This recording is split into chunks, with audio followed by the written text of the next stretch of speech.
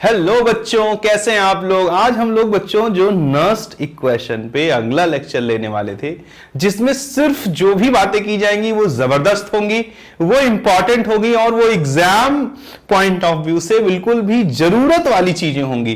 तो चलो बच्चों, हम लोग कुछ इंपॉर्टेंट केसेस को वन बाय वन करके डिस्कस करते हैं और बहुत बेहतरीन तरीके से चीजों को समझने की कोशिश करते हैं। सरकार, अब जरा देखो, अगर मैं आपसे बोलूं कि इंटेंसिव प्रॉपर्टी और एक्सटेंसिव प्रॉपर्टीज के बारे में आप कुछ जानते हैं, तो मुझे लगता है कि जरूर आप कुछ ना कुछ तो जानते ही होंगे। देखो, जैसे अगर कोई लोहे का टुकड़ा ले ले और मान लो इसका वजन है 5 किलोग्राम और इसकी डेंसिटी है मान लो x ग्राम पर सेंटीमीटर क्यूब, और अगर कोई इस, या मैं एक डेटा दे देता हूं, 2 ग्राम पर सेंटीमीटर क्यूब, और मान लो कि अब दूसरी बार किसी ने 10 किलोग्राम लोहे का टुकड़ा ले लिया, तो इसकी डेंसिटी कितनी होगी? क्या इसकी डेंसिटी 4 ग्राम पर सेंटीमीटर क्यूब होगी?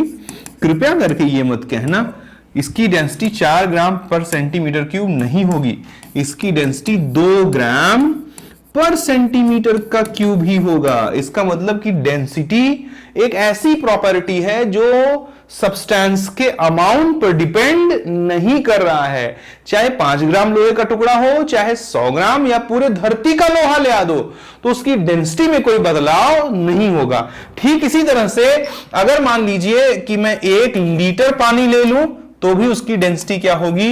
1 ग्राम पर सेंटीमीटर क्यूब होगी। प्यारे बच्चों, अगर मैं 500 लीटर पानी ले दूं, तो भी उसकी डेंसिटी क्या होगी? 1 ग्राम पर लीटर होगी। प्यारे बच्चों, तो ज्यादा तो मैं पढ़ाऊंगा आपको थर्मोडायनेमिक्स में, अभी एक बेसिक आइडिया दे देता। इसका मतलब कि वो प्रॉपर्टीज जो सब्सटेंस के अमाउंट पे डिपेंड करती है, उनको बोलते हैं क्या? एक्सटेंसिव। और जो सब्सटेंस के अमाउंट पे डिपेंड नहीं करती हैं, उनको क्या बोलते हैं? Intensive. So we can say that density is the intensive physical property. अब बच्चों, अगर मैं थोड़ा सा आगे बढ़ना चाहूं और मैं बोलूं आपसे कि जो ई सेल होता है, ई सेल जो है प्यारे बच्चों, वो क्या है? ई सेल एक इंटेंसिव प्रॉपर्टी है। क्या है? Intensive property. मैं इसे प्रूफ भी कर सकता हूं बहुत आसानी से। जैसे देखिए, कैसे प्रूफ कर दूंगा? ऐसे प्रूफ कर दूंगा, मान लीजिए कि एल्यूमिनियम है और ये Al+3 दे रहा है और रिलीज कर रहा है 3 इलेक्ट्रॉन। तो अगर मैं इस रिएक्शन के लिए डेल जी लिखता हूं, तो माइनस एन की वैल्यू कितनी हो जाएगी भाई? माइनस NF ई सेल होता है ना, तो इसकी एन की वैल्यू कितनी हो जाएगी? -3 FF रहेगा, और इसके ई से ई मतलब इस एल्यूमिनियम के ऑक्सीडेशन को अपन ई सेल ना बोलें तो ज्यादा सही होगा, क्योंकि सेल के लिए एनोड कैथोड दोनों चाहिए। तो एल्यूमिनियम का जो ऑक्सीडेशन पोटेंशियल है, ई ऑक्सीडेशन, उसकी वैल्यू मान लिया मैंने E1 है सपोज। अब जरा देखो, अगर इसी रिएक्शन में 3 से डिवीजन कर दिया जाए, 1/3 Al गिव्स 1/3 व्हाट? Al+3 और N+1 इलेक्ट्रॉन। और इस रिएक्शन के लिए अगर मैं डेल जी लिखूं, तो यहां N की वैल्यू 1 है, F है। इस सेल के इसके लिए अगर मैं जो है ये डेल जी है, इसको डेल जी1, इसको डेल जी2 मान दो। इसके लिए अगर मैं ई ऑक्सीडेशन कितना है जानना चाहूं, तो जरा देखो, अगर इस रिएक्शन का ई ऑक्सीडेशन और इस रिएक्शन का ई ऑक्सीडेशन सेम हो जाए, तो ये बात सिद्ध हो जाएगी कि किसी रिएक्शन में रिएक्टेंट और प्रोडक्ट के अमाउंट बदलने से जो इलेक्ट्रोड पोटेंशियल है उसमें कोई भी बदलाव नहीं होता है। तो मैं प्रूफ कर सकता हूं, यहां से जब आप E1 निकालोगे, तो E1 कितना हो जाएगा? Del G1 upon 3 into F हो जाएगा।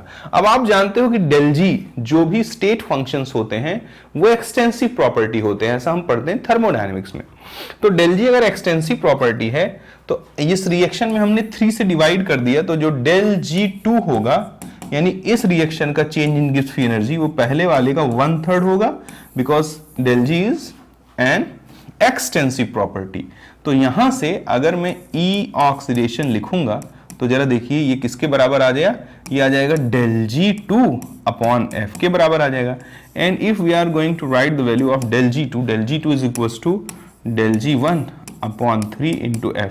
तो जरा आप गौर पूर्वक देख लीजिए कि ई ऑक्सीडेशन की वैल्यू जो आ रही है वो भी कितना है? डेल G1 नेगेटिव साइन के साथ डेल जी माइनस डेल जी वन अपॉन 3f, और E1 भी कितना आ रहा है, माइनस डेल जी वन अपॉन 3f। अगर इसे मैं इक्वेशन नंबर ए बोल दूं और इसको मैं इक्वेशन नंबर बी बोल दूं, तो after comparing the equation number A and B we can say that E oxidation is equals to E1। तो ये बहुत इंपॉर्टेंट रिजल्ट है, ये आपको बहुत कुछ सीखने में सहयोग करेगा। इससे पता लगता है कि अगर हम किसी रिएक्शन को किसी पर्टिकुलर वैल्यू से मल्टीप्लाई, डिवाइड के लिए सच है तो मल्टीप्लाई के लिए भी सच ही होगा, अगर हम किसी रिएक्शन को किसी पर्टिकुलर वैल्यू से डिवाइड या मल्टीप्लाई कर देते हैं तो उस रिएक्शन से जो हमें इलेक्ट्रोड पोटेंशियल मिल रहा होता है उसमें कोई बदलाव नहीं होता है।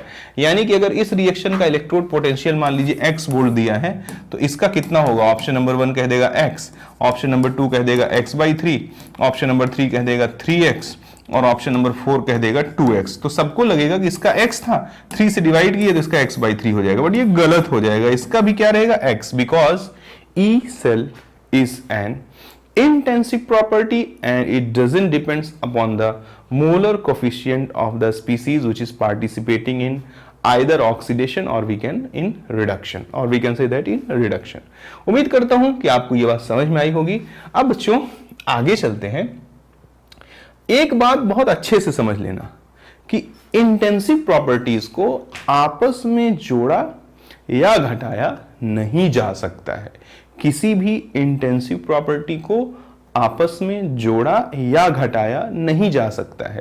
भाई अगर 2 ग्राम सोने की डेंसिटी थी x, तो 4 ग्राम की क्या 2x हो जाएगी? क्या दोनों जोड़ सकते हैं? नहीं जोड़ सकते, उसकी भी कितनी रहेगी, x ही रहेगी।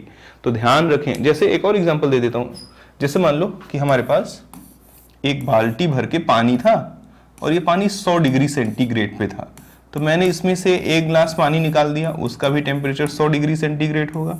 एक दूसरा ग्लास निकाल दिया जो इसका जस्ट डबल है, तो उसका टेम्परेचर 200 डिग्री सेंटीग्रेड थोड़ी हो जाएगा, वो भी 100 डिग्री सेंटीग्रेड ही रहेगा। यानी टेम्परेचर भी क्या है, इंटेंसिव प्रॉपर्टी है। तो मैं फिर से बोल दूं कि इंटेंसिव प्रॉपर्टीज को आपस में जोड़ा या घटाया नहीं जा सकता है। तो इस पे मैं इतना जोर क्यों दे रहा हूं, इसके पीछे बहुत बड़ा लॉजिक है।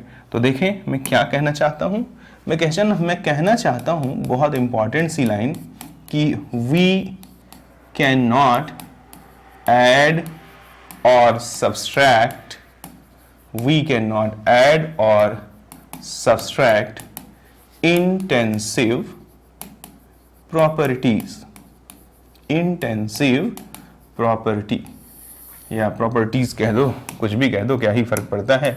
साइंस में लैंग्वेज का उतना कोई बहुत खेल नहीं रहता। इंटेंसिव प्रॉपर्टीज, ठीक है, इसका बहुत बड़ा रोल है। देखो कुछ विशेष तरह के क्वेश्चंस बनते हैं। जैसे मान लीजिए कि आपको कहीं दिया हुआ है कि E0 आपको दिया हुआ है, suppose Cu+2 is converted into Cu, ये x बोल्ट दिया है, और E0 बहुत कॉमन क्वेश्चन है, Cu+ is converted into Cu, ये कितना दिया हुआ है, y बोल्ट दिया हुआ है, और हमसे पूछ रहा है, क्या पूछ रहा है, E0 ऑफ Cu+2 से Cu+1 में जो कन्वर्जन होगा तो इसका E0 कितना होगा। बहुत ध्यान से देखें और क्वेश्चन को पहचानना सीखें। पहले मैं इसका ट्रेडिशनल एक्सप्लेनेशन दे देता हूं। देखिए अगर मैं इसको रिएक्शन के फॉर्म में लिखूं तो I can write Copper+2 takes 2 electron and converted into copper. Its E0 is given how much? Is given x volt, ठीक है। मैं यहाँ इसको लिख सकता हूँ कि Copper+1 takes 1 electron and is converted into copper. इसका E0 कितना दिया हुआ है? It is given y volt.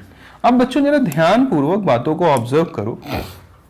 अगर मैं इस इक्वेशन नंबर ए में से इस इक्वेशन नंबर बी को सब्सट्रैक्ट कर दूं तो हमारे पास रिक्वायर्ड, इसकी वैल्यू चाहिए हमें, तो जरा इसका रिक्वायर्ड रिएक्शन लिखना, यानी वो रिएक्शन लिखो जिससे ये वैल्यू आएगा। तो रिक्वायर्ड रिएक्शन क्या हो जाएगा, Copper+2 takes 1 electron and it is converted into Copper+1, ठीक है। ये हमारा रिक्वायर्ड रिएक्शन है, यानी कि I want to calculate the value of electrode potential for this particular reaction. It is given here. Here Copper+2 is converted from Copper+2 to Copper+1. यानी कि अगर Copper+2 का चेंज हो किसमें, कॉपर +1 में, तो उसके लिए हमें इलेक्ट्रोड पोटेंशियल चाहिए। ठीक है, तो देखो अगर मैं इक्वेशन नंबर ए में से इक्वेशन नंबर बी को सब्सट्रैक्ट कर दूं, क्योंकि मुझे दिख गया कि रिक्वायर्ड इक्वेशन में कॉपर +2 को किधर रखना है, लेफ्ट हैंड साइड पे रखना है, और कॉपर +1 को राइट हैंड साइड पे। देखो क्या हो जाएगा, कॉपर +2 और +2 इलेक्ट्रॉन -1 इलेक्ट्रॉन माइनस कॉपर +1, और ये कॉपर से कॉपर उड़ जाएगा, प्रोडक्ट की तरफ कुछ नहीं बचेगा। इसको क्या लिख सकते हैं, कॉपर +2 और 2 इलेक्ट्रॉन में से 1 इलेक्ट्रॉन जाएगा तो 1 इलेक्ट्रॉन बचेगा, and now we can convert them from this side. तो ये कितना हो जाएगा, Cu+1। ये देखो ये रिक्वायर्ड इक्वेशन बन गई, यानी कि ये इक्वेशन इनमें से इसको सब्सट्रैक्ट करके बनाया जा सकता है। तो बच्चे को एक बहुत बड़ी गलत फहमी होती है जिससे उसे बचना है। उसे लगता है कि अगर ये रिएक्शन इसको सब्सट्रैक्ट करके आ रही है तो इसका जो E0 होगा, कॉपर +2 टू कॉपर +1, वो क्या हो जाएगा, इसमें से इसको सब्सट्रैक्ट कर दो, x - y हो जाएगा, और यही सारा का सारा खेल क्या हो जाएगा, गलत हो जाएगा। तो क्वेश्चन पैदा होता है कि सर क्यों गलत हो गया। तो मेरे प्यारे बच्चों, E0 is an intensive property. E0 is an intensive property and we cannot add or subtract intensive properties with each other. तो यहाँ हमने बहुत बड़ा लॉजिकल मिस्टेक किया है। हमने इंटेंसिव प्रॉपर्टीज को आपस में क्या कर दिया, घटा दिया। तो हमें करना क्या चाहिए, ये मैं आपको बहुत अच्छे से सिखा सकता हूं। प्यारे बच्चों देखिए, आप इन सभी वैल्यूज को एक्सटेंसिव प्रॉपर्टी में बदल दो। देखो एक्सटेंसिव प्रॉपर्टी में बदलोगे तो इसका ΔG01 क्या हो जाएगा, -NF E0 of what, copper +2 to copper हो जाएगा। तो ΔG01 की वैल्यू कितनी आ गई, n कितना है, कितने मोल इलेक्ट्रॉनों का ट्रांसफर हो रहा है इस पर्टिकुलर रिएक्शन में, 2 मोल इलेक्ट्रॉनों का। तो n की जगह क्या वैल्यू डाल दोगे, 2F, और E0 सेल कितना दिया है, x बोल्ट हो गया। इसके लिए ΔG2 निकाल दो, ΔG02 कितना हो जाएगा, -n is how much, 1F, and E0 is y volt. So we can say that now we have converted the intensive property into extensive property. यानी अब हमने दिए हुए इंटेंसिव प्रॉपर्टी को एक्सटेंसिव में बदल दिया। मैंने E0 की वैल्यू को कन्वर्ट कर दिया ΔG में। तो एक्सटेंसिव प्रॉपर्टीज को आपस में जोड़ा या घटाया जा सकता है। तो इसके लिए इस पर्टिकुलर रिएक्शन का जो ΔG होगा नॉट, वो किसके बराबर होगा, ΔG0 of 1 minus ΔG0 of 2 के बराबर होगा। तो इसका ΔG0 क्या होगा, इस रिएक्शन का लिखो -1F and E0 what, Cu+2 to Cu+1। और इसका ΔG1 कितना आया जरा बोलो, ΔG1 आया है, जरा देखें, ΔG1 आया है -2F, आया है -2FX, और माइनस, और इसमें माइनस है तो क्या हो जाएगा, प्लस Fy आया है। तो हमें इस पूरे की वैल्यू नहीं चाहिए, हमें सिर्फ इतने की वैल्यू चाहिए। अगर हमें सिर्फ इतने की वैल्यू चाहिए तो हम आगे अपनी बुद्धि लगा देंगे। E0 Cu+2 का कन्वर्जन Cu+1 में हो रहा है, ये किसके बराबर हो जाएगा, माइनस से मल्टीप्लाई कर दो तो ये क्या माइनस माइनस प्लस हो जाएगा, यानी कि 2Fx अपॉन में क्या आ जाएगा F, और प्लस माइनस माइनस हो जाएगा, Fy अपॉन में क्या आ जाएगा F से F कैंसिल हो जाएगा, और आंसर आएगा 2x - y। This is the correct answer. अब सवाल पैदा होता है कि सर जी इतना लंबा सोचूंगा, इतनी देर लगाऊंगा तो मेरा सर जेई हुआ, नीट हुआ, पेपर ही छूट जाएगा सर, मैं केमिस्ट्री ही करता बैठूंगा। हाँ, केमिस्ट्री ही करते बैठोगे अगर जो है तुम प्रॉपर वे में चीजों को नहीं सीखोगे। तो एक सब्जेक्ट उठाओगे उसी में अटके रहोगे। ऑब्जर्वेशन किसे कहते हैं, ऑब्जर्वेशन कहते हैं कि जब चीजों के मेथड दिमाग में बिल्कुल याद हो जाए, समझ में आना it's not a big deal. अच्छा टीचर पढ़ाएगा, भारत में अच्छे टीचरों की भरमार है, सबको समझ में आ जाएगा। समझ में आना बहुत बड़ी खेल नहीं है, याद कितना है, क्या एज इट इज दिमाग में चीजें रखी हैं या नहीं रखी हैं तो रिस्पॉन्ड कर पाओगे, और नहीं रखी हैं तो रिस्पॉन्ड नहीं कर पाओगे। और सवाल पैदा होता है कि कैसे दिमाग में रखा जाए, तो बस एक ही रास्ता है जो 1000 बार बोल चुका हूं कि कुछ मत सोचो, सिर्फ वही सोचो जिससे तुम्हारा जीवन बनने वाला है, और कुछ मत सोचो। फिजिक्स सोचो, केमिस्ट्री सोचो, मैथ सोचो, बायो सोचो, जो तुम्हारा सब्जेक्ट है वही सब्जेक्ट ही दिन भर सोचते रहो। तो चलो आओ देखते हैं बच्चों, इसकी मैं तोते उड़ा दूंगा इतनी सी दूरी में। देखो ऑब्जर्वेशन बहुत सटीक होना चाहिए, लेकिन उसके लिए देखो जो डेटा दिया है उसमें +2 से ये कहां जा रहा है 0, ये +1 से कहां जा रहा है 0। ठीक है, मैं तो सहमत हूं इसके लिए। अगर ऐसा हो कि कोई चीज +1 से कहां मूव कर रहा हो 0, ठीक है, और कोई चीज +2 से भी कहां मूव कर रहा है 0, फिर जरा देखो जो रिक्वायर्ड वैल्यू है वो क्या है, +2 से +1। देखो जिसका निकालना है वो क्या है, +2 से +1 के लिए निकालना है। अब इसमें तुम डिफरेंस चेक कर लो, अगर डिफरेंस 1 आ रहा है तो तुम्हें कुछ नहीं करना है, सिंपली देखो आंसर क्या हो गया, 2x - 1y, 2x - 1y। यानी जिन दो रिएक्शन को सब्सट्रैक्ट करके ये बनेगा उसमें इलेक्ट्रॉनों की संख्या को मल्टीप्लाई कर देना E0 से, और इसमें इलेक्ट्रॉन की संख्या को मल्टीप्लाई कर देना y से। रिक्वायर्ड रिएक्शन इसमें से इसको सब्सट्रैक्ट करने से बनेगा, तो 2x - 1y आंसर आ गया। देखो सेम आंसर आया है। अगर आपका ऑब्जर्वेशन तगड़ा है तो अब सवाल पैदा होता है, बहुत सारे क्वेश्चन पैदा होते हैं। रुको मैं एक एक करके आपको समझाने की कोशिश करता हूं और आप एक अच्छे बच्चे की तरह बातों को समझना। जैसे बच्चों मान लीजिए कि एक क्वेश्चन है और उस क्वेश्चन में हमें डेटा दिया हुआ है, सरकारों हमें डेटा दिया है कि Al+3 है और उसका कन्वर्जन हो रहा है Al में। ठीक है, इसके लिए मुझे E0 की वैल्यू दी हुई है x बोल्ड, x में भी एनी वैल्यू, वेरिएबल लेके निकाल दे रहा हूं। बुक्स में क्या होगा, क्वेश्चंस ज्यादा से ज्यादा क्या दिया होगा, डेटा दिया होगा। और फिर कहता है कि Al+2 is again converted into aluminium, और इसका हमको क्या दिया है E0 y बोल्ट दिया है, और हमसे पूछ क्या रहा है, कैलकुलेट करो कि E0 of Al+3 to Al+2। ये देखिए, यानी कि हमें इसको ऐसे लिखो वैसे लिखो सब सही है। ठीक है, यानी ये डेटा हमें दिया है और ये डेटा हमें पूछ रहा है। ठीक है, फिर मैं यही चेंज करूंगा। देखो सेम डेटा दिया है, यानी क्या दिया है, E0 ऑफ Al+3 से Al दिया है, suppose this is x bolt, और E0 ऑफ Al+2 से Al दिया है दूसरे क्वेश्चन में, ये कितना है y बोल्ट। ठीक है, और हमें पूछ क्या रहा है, +1 से, और हमें पूछ क्या रहा है कि E0 of Al+3 to Al+1। अब दोनों क्वेश्चन में अगर हड़बड़ी में रहोगे तो बहुत बड़ा मिस्टेक कर दोगे। दोनों क्वेश्चन को बहुत माइन्यूट ऑब्जर्व करने की जरूरत है।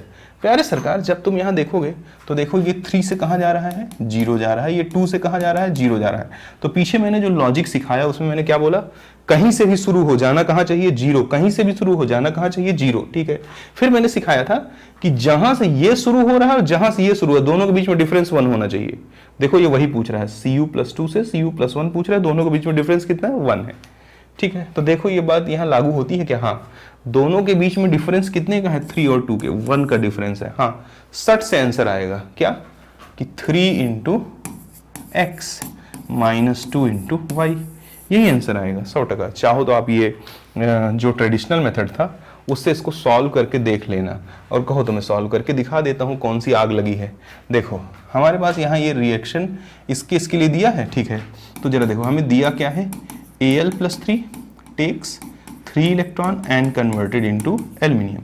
इसके लिए हमें E0 दिया हुआ है कितना, x बोल्ट, बट हमें ΔG0 चाहिए, क्योंकि हम जानते हैं कि इंटेंसिव प्रॉपर्टीज को आपस में जोड़ा या घटाया नहीं जा सकता। तो हम इसके लिए ΔG0 निकाल देंगे, -n की वैल्यू कितनी है 3, f और E0 कितना है x, तो इसका ΔG0 आ गया। ऐसे हम दूसरा reaction Al+2 takes 2 electron and it is converted into aluminium, इसका E0 कितना दिया हुआ है y बोल्ट, इसके लिए हम ΔG0 ऑफ 2 निकाल देंगे। कितना आ जाएगा, ये आ जाएगा हमारा 2 - 2 f × y आ जाएगा। ठीक है, अब जरा देखो जो रिएक्शन तुम्हें चाहिए Al+3 से Al+2 में चाहिए ना कन्वर्जन, यानी कि अगर मैं इसका रिएक्शन लिखना चाहूँ तो ये कैसा रिएक्शन बनेगा, रिक्वायर्ड रिएक्शन जो तुम्हारा होगा, जो तुम्हें चाहिए वो ऐसा होगा। देखो Al+3 takes 1 electron and it is converted into Al+2। तो जरा देखो अगर मैं इसमें से इसको घटा दूं, यानी कि अगर इसे 1 बोलते हो और इसे 2 बोलते हो, और 1 में से तुमने 2 को क्या कर दिया, सब्सट्रैक्ट कर दिया, तो क्या रिएक्शन बनेगा। देखो Al+3, 3 में से 2 जाएगा 1, अब थोड़ा डायरेक्ट लिख रहा हूं, और ये माइनस है उधर जाएगा तो प्लस हो जाएगा, Al+2 हो गया। इसके लिए जो हमारा ΔG आएगा इस रिएक्शन का, ध्यान से ये स्टेप बहुत ध्यान से सुनना, बच्चों को थोड़ा इसमें तकलीफ जाती है ऐसा मैं जानता हूं। सालों साल पढ़ाने के बाद ये मैं बहुत अच्छे से जानता हूँ। इस रिएक्शन के लिए अगर मैं डेल जी लिखूँ तो क्या हो जाएगा, ये हो जाएगा डेल जी नॉट 1 और माइनस डेल जी नॉट 2, ठीक है। तो डेल जी इसका कितना हो जाएगा, माइनस एन कितना है 1 F E not for what, E not for A L plus 3 to A L plus 2। Del G 1 कितना है, माइनस 3fx है और ये माइनस माइनस प्लस हो जाएगा 2fy है। जब तुम f से डिवाइड कर दोगे तो फाइनली तुम्हें क्या मिल जाएगा, E not of A L plus 3 to A L plus 2 मिल जाएगा। और वो कितना आ जाएगा, देखो माइनस डिवाइड करोगे तो ये कितना आ जाएगा 3x और ये माइनस 2y। मैंने डायरेक्ट क्या लिखा है, 3x माइनस 2y लिखा है।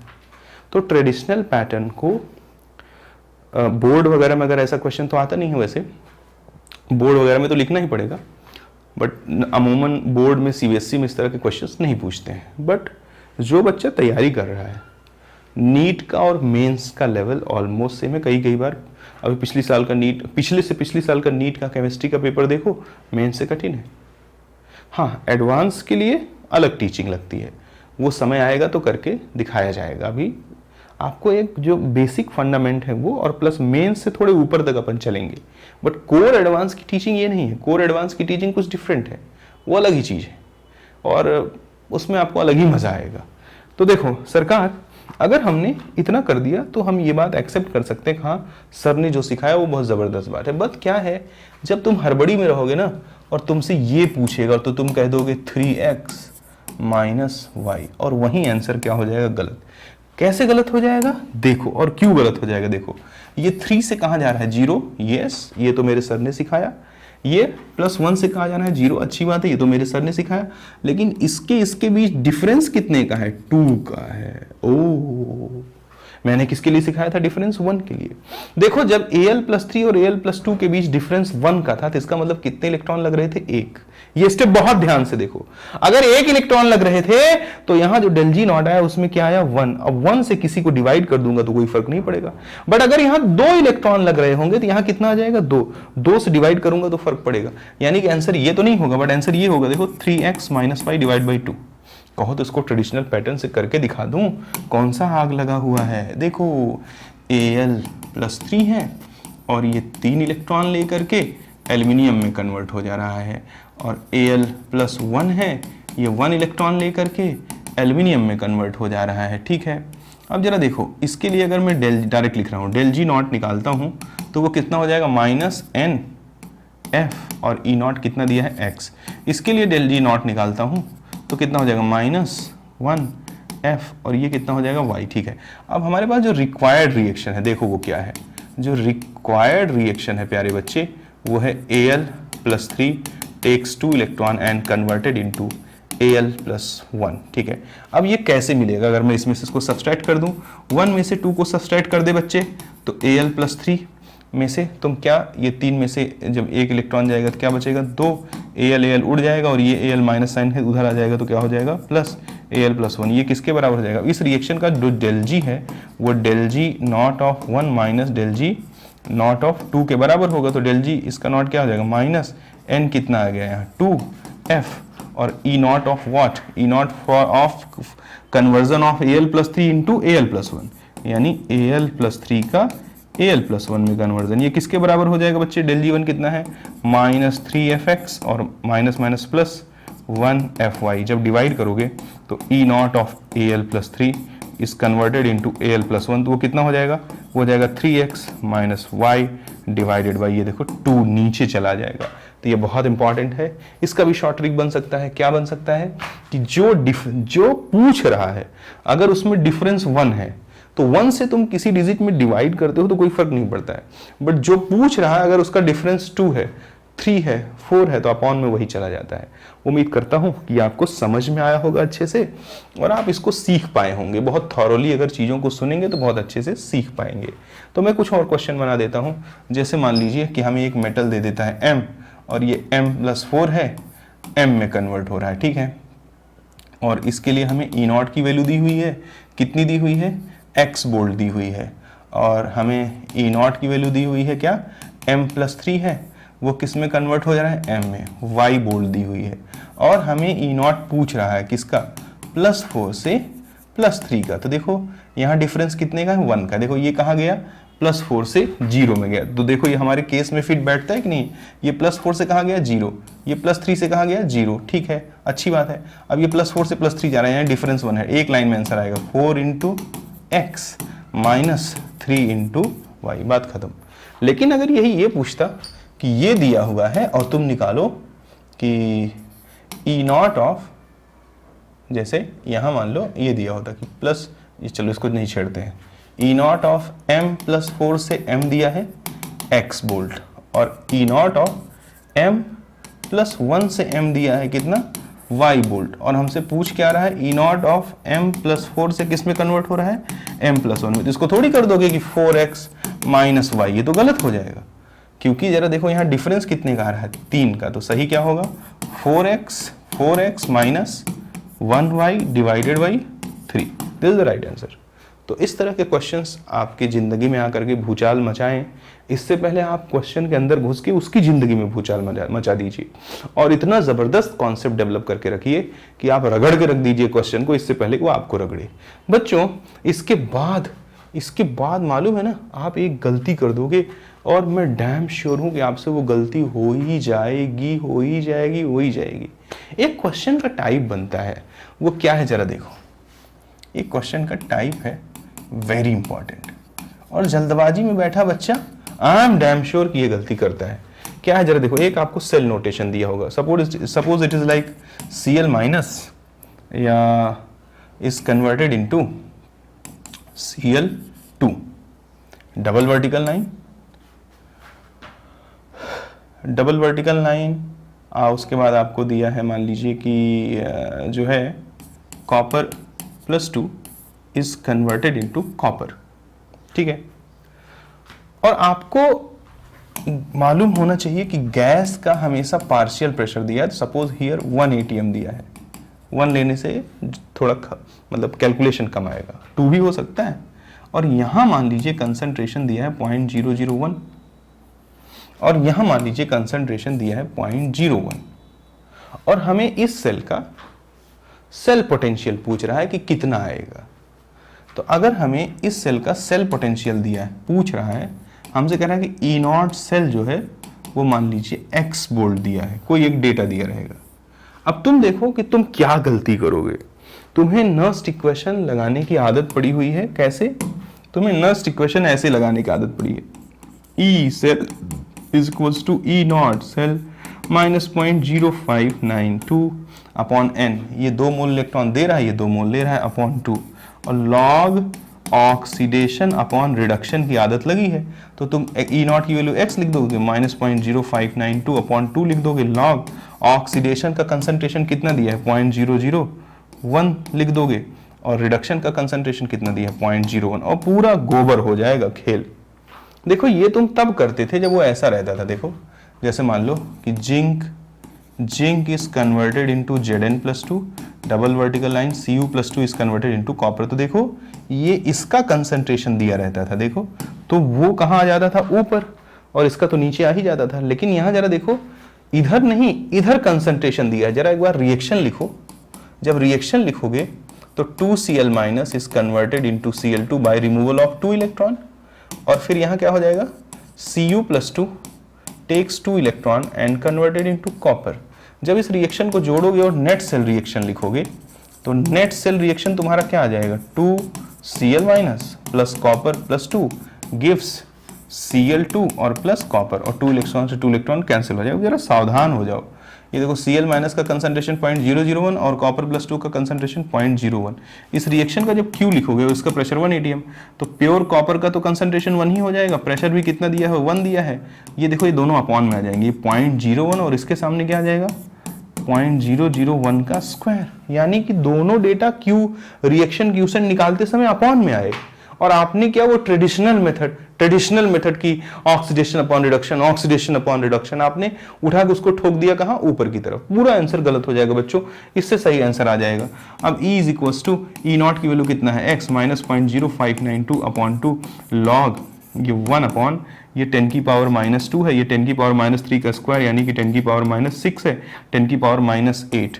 यानी E जो है वो क्या हो जाएगा x माइनस 0.0592 अपॉन 2 log 10 की पावर माइनस 8 है, ऊपर जाएगा तो क्या हो जाएगा 10 की पावर 8 log 10 की पावर 8, और ये क्या आ जाएगा x माइनस 0.0592 अपॉन 2, 8 सामने आ जाएगा, log 10 की वैल्यू कितनी हो जाती है, log 10 की वैल्यू 1 हो जाती है, ये 1 हो जाएगा पूरा log 10, तो ये कितना आ जाएगा x माइनस 0.0592 इंटू 4 आ जाएगा, ठीक है, ये 2 से कट जाएगा, तो ये हमारा एक्चुअल डेटा हुआ। देखो अब तुम इतना जानते हो, थोड़ा और डेप्थ में घुसेड़ देता हूं कि इलेक्ट्रोकेमिकल सीरीज में क्लोरीन जो है वो कॉपर के नीचे है, तो यानी वास्तविक रूप से तो क्लोरीन का क्या होना चाहिए, रिडक्शन, बट यहाँ Cl माइनस का क्या हो रहा है, ऑक्सीडेशन, ठीक है, और यहाँ कॉपर जो है देखो नीचे है, सॉरी कॉपर ऊपर है, तो उसका क्या हो रहा है, जरा देखो यहाँ पे ऊपर है तो ऑक्सीडेशन होना था, बट यहाँ क्या हो रहा है, रिडक्शन, यानी यहाँ ओवरऑल सेल रिएक्शन जो होगी वो क्या होगी, नॉन स्पॉन्टेनियस होगी।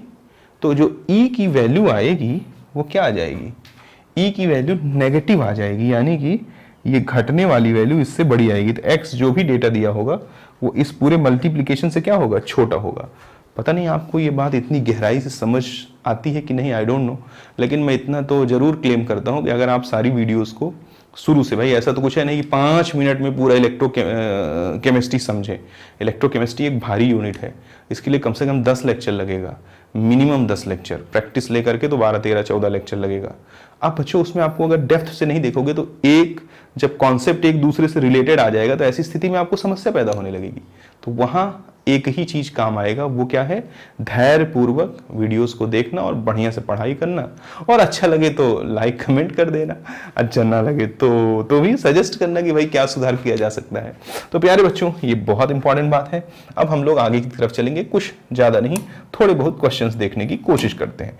जैसे देखिए ये एक है, E0 दिया है किसका, Fe2 का, here it is said that कि iron takes 2 electron and converted into 2F minus.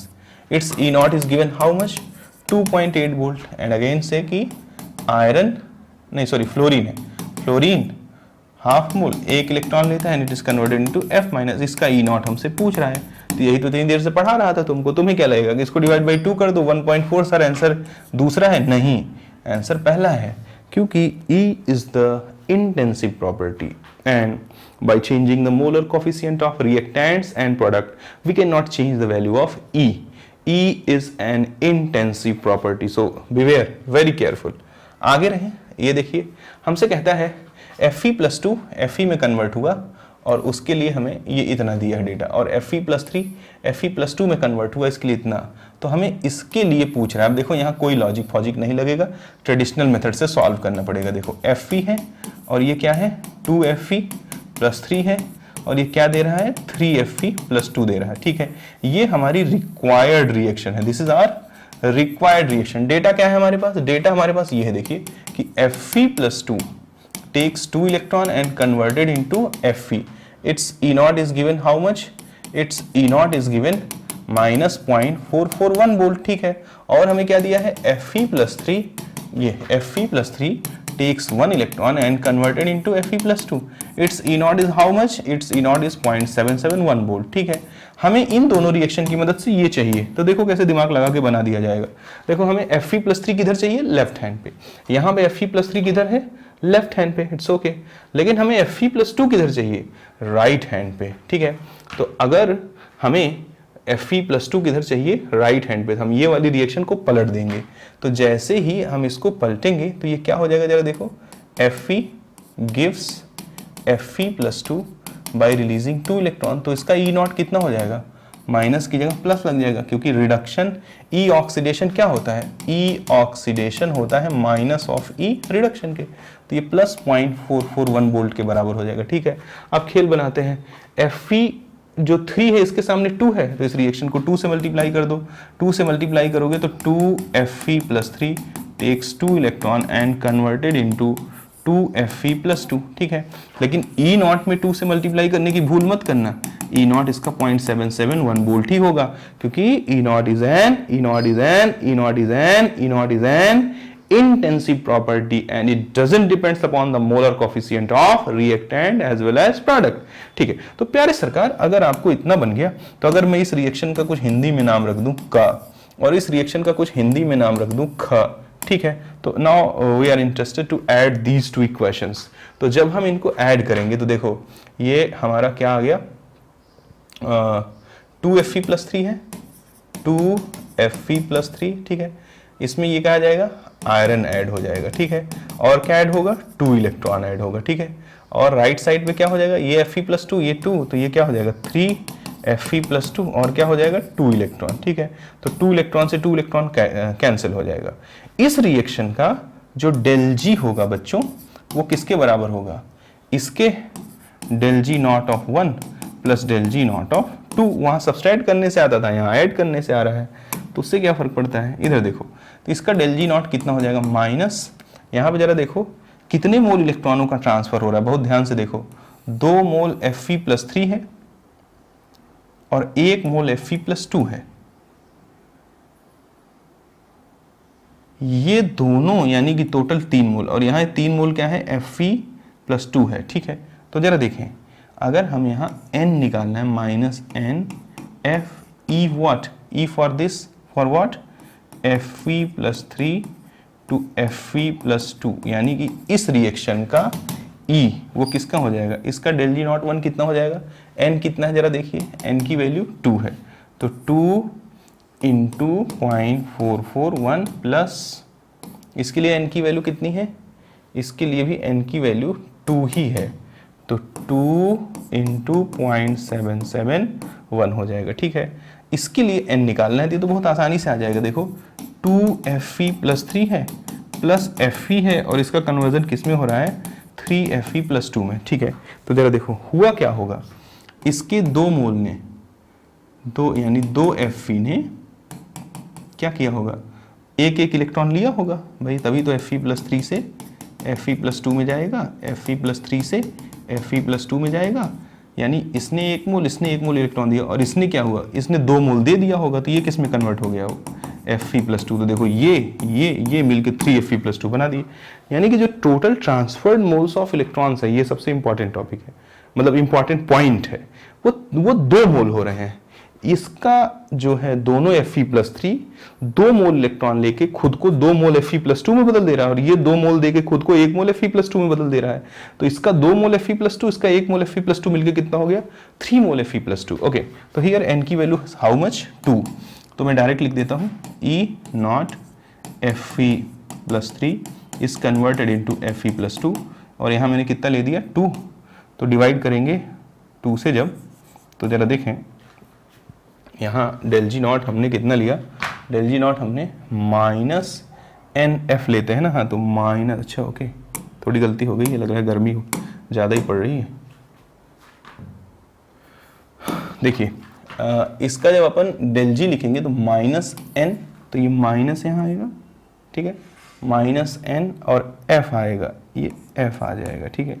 और E यहाँ भी लिखेंगे तो क्या हो जाएगा, माइनस जोड़ रहे हैं ना, -n और क्या आ जाएगा साथ में, F आ जाएगा, ठीक है।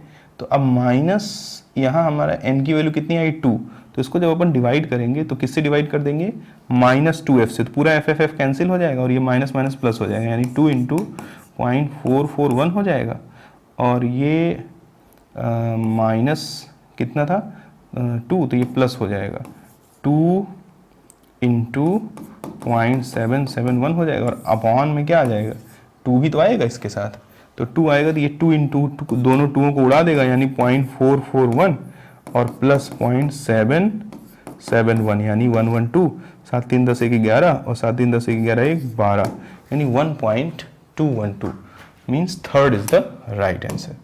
तो प्यारा क्वेश्चन है, अच्छा क्वेश्चन है, उम्मीद करता हूँ कि आपको मैं समझा पाया होऊंगा। नहीं समझ पाए हो तो एक एक स्टेप को बहुत बारीकी से देखना, तो सब समझ जाएगा। आगे जरा देखो बच्चों, ये एक क्वेश्चन है, ये तो वही देखते हैं, ये भी देखो कॉपर +2 से कॉपर में जा रहा है, 0.337 दिया है, और कॉपर +2 1 इलेक्ट्रॉन लेकर के कॉपर +1 में कन्वर्ट हो रहा है, यानी कि ये तो टेढ़ा क्वेश्चन है, इसमें भी ट्रेडिशनली नहीं चल सकते अपन, मतलब सॉरी शॉर्टकट से नहीं चल सकते, इसमें भी ट्रेडिशनली चलना पड़ेगा। देखो यानी वो तरीका आना चाहिए, कॉपर +2 का कन्वर्जन कॉपर +1 में हो रहा है, और इसका ई नॉट कितना दिया हुआ है 0.153 दिया हुआ है। तो भाई क्या इसमें डायरेक्ट कर सकते हैं? नहीं कर सकते, क्योंकि देखो ये तो 0 जा रहा है, बट ये तो +2 से किधर जा रहा है, +1 में जा रहा है, तो इसमें तो वो ट्रिक फ्रिक सब फेल हो जाएगी ना। तो चलो ट्रिक का बाप हम जानते हैं, ये देखो कॉपर +2, 2 इलेक्ट्रॉन लिया, कॉपर में कन्वर्ट हुआ। अब तो हम लोग जानते हैं ई नॉट कितना दिया है 0.337, इसको डेल जी नॉट में बदल दो। डेल जी नॉट ऑफ 1 कितना हो जाएगा -n, n की वैल्यू कितना है बच्चों 2f, और ई नॉट कितना है 0.337 है, ठीक है। अब दूसरा जरा देखो, हमें ये क्या दिया हुआ है, copper +2 takes 1 electron and it is converted into copper +1। इसका ई नॉट दिया है, कितना दिया है 0.153, इसको डेल जी नॉट में बदल दीजिए। डेल जी नॉट ऑफ 2 कितना हो जाएगा -n की वैल्यू कितनी है 1 f, और e कितना है 0.153 है, ठीक है। अब जरा बताओ कि मेन रिएक्शन जो हमें चाहिए वो क्या है, वो ये है, ये देखो ये वाली रिएक्शन है ना जो हमें चाहिए, तो ये रिक्वायर्ड रिएक्शन है। अब जरा यही तुम्हें दिमाग लगाना है, क्या इन दोनों के हेल्प से इसे बनाया जा सकता है? बहुत ही आसानी से बनाया जा सकता है। देखिए कॉपर +1 हमें किधर चाहिए, लेफ्ट हैंड साइड पे। अगर कॉपर +1 लेफ्ट हैंड साइड पे चाहिए तो इसको पलट दो, copper +1 gives copper +2 by release of 1 electron. तो ई नॉट कितना हो जाएगा -1 -0.153, तो डेल जी नॉट 2 कितना हो जाएगा, इसमें माइनस से मल्टीप्लाई करोगे तो f इंटू 0.153 हो जाएगा, ठीक है।